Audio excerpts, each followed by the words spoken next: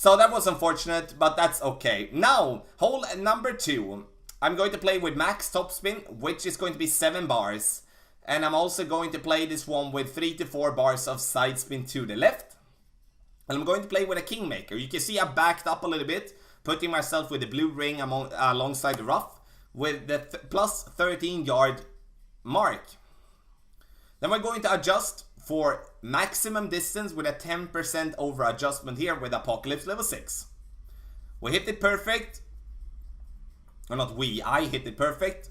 And we're going to bounce ourselves very nicely towards the top here. You can see here that we still have a lot of margin or a lot of room to be able to get there to the top. So I think the maximum topspin on the Apocalypse level 6 is the spin adjustment to go with.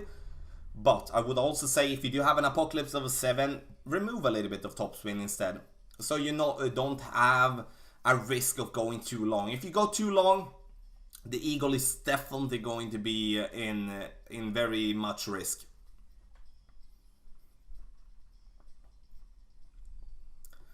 So our opponent is going to play with Apocalypse level 4, and I kind of like applaud players that is out there playing in Master with these low level clubs, because it's going to of course be way tougher. But that is also why these guys are important. That doesn't really matter if I play with an Apoc 6 or X-Mile 8 or Apocalypse 7. The important part is to understand how the hole is going to work and how we're going to play the hole. We might have to go with some overpower. We might have to go with a better ball to be able to achieve the same type of situation. This shot from our opponent is an excellent shot with an Apocalypse level 4. My second shot here, I'm going to play with the Cataclysm level 7 to give myself the distance that is needed. I would like though to play with the sniper, because the sniper is giving us a slight better ball guideline. It's going to help us when it comes to going for the pin here.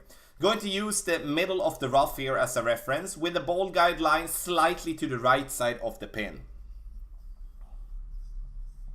And then we're going to adjust for medium distance with a 10% over adjustment, which is going to be 8 rings. 8 rings here, and we're going to hit it perfect, and it's going to bounce nicely on the fairway, and we're going to come in too much to the left. So we didn't get the bounce that we wanted to here, and I think as well that it would have needed to go with a slight more adjustment here.